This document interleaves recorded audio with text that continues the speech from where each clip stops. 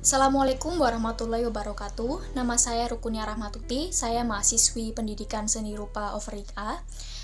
Berikut ini saya akan menjelaskan terkait rencana usaha mulai dari merek, target konsumen, keunggulan produk, kelemahan produk, potensi usaha, dan strategi pemasarannya. Yang pertama adalah merek. Jadi mereknya ini Kuni, berasal dari nama saya sendiri, Rukunia Rahmatuti. Hanya saja nama Rukunia itu kan terlalu sulit diucapkan apalagi diingat, jadi saya pakai nama Kuni, singkat saja. Kemudian yang kedua, keunggulan produk. Jadi produk ini merupakan aset vektor untuk Canva kontributor yang bagian elemennya itu. Nah, keunggulannya yang pertama adalah editable asset. Aset ini bisa diedit warnanya. Kemudian yang kedua, setiap set terdiri dari 70 aset. Yang ketiga, free for commercial use, bisa dijual lagi tanpa lisensi. Jadi misalkan buyer ingin menjual aset ini ke Freepik, Envato, Fictizy, itu diperbolehkan. Kemudian yang keempat, bisa custom design. Jadi misalkan ingin dibuatkan aset untuk Ramadan atau Imlek, itu saya bisa.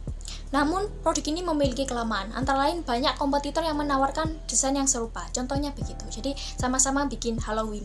Dan karena sudah banyak persaingannya, sulit menentukan CEO yang tepat setiap asetnya. Contohnya aset tangan zombie. Itu saya mencari Halloween di bagian search, di bagian mesin pencarian itu saya baru scroll 3 kali baru nemu aset saya sendiri. Nah, untuk gambaran produknya sebagai berikut. Selanjutnya, jadi keunggulan produk ini tuh baru terasa setelah dia menjadi sebuah template. Nah, ketika saya search di CEO Halloween, itu template saya tuh berada di urutan paling atas. Tidak hanya Halloween, ternyata untuk template summer juga seperti itu. Kemudian ini contoh untuk template yang spring, musim semi. Nah, ini merupakan rincian anggarannya dan keuntungan per asetnya itu berapa.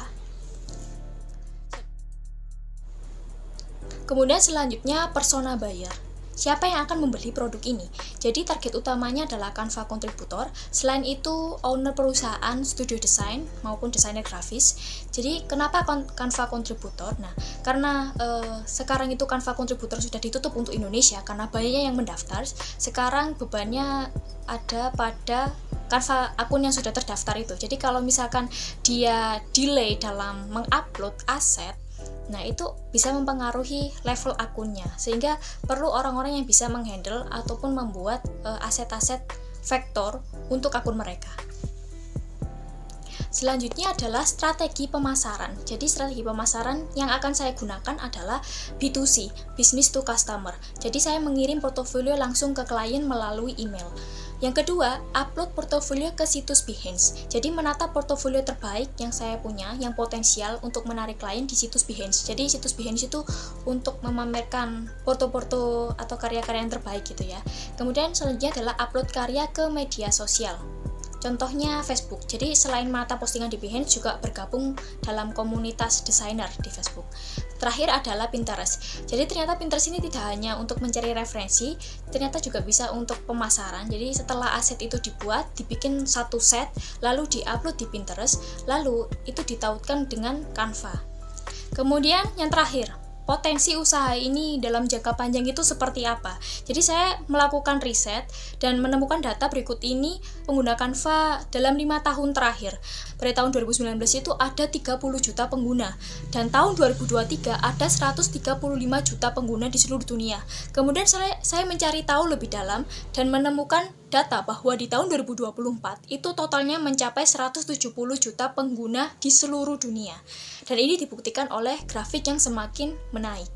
Nah, ini artinya apa? Banyak sekali orang yang mendesain di Canva gitu. Dan peluang supaya desain saya dipakai, template saya tadi dipakai itu cukup tinggi, apalagi Halloween itu kan setiap tahun selalu ada. Jadi peluang orang-orang untuk menggunakan aset itu ada terus. Dan tidak hanya Halloween, saya juga sudah membuktikan bahwa aset Somerset saya juga seperti itu. Selain Summer, sebenarnya saya juga pernah mengerjakan versi yang lain, Winter, itu juga berada di urutan paling atas di mesin pencarian. Jadi ini saya memutuskan untuk melanjutkan usaha ini. Baik, sekian pemaparan rencana usaha dari saya. Apabila ada kesalahan kata, mohon dimaafkan. Wassalamualaikum warahmatullahi wabarakatuh.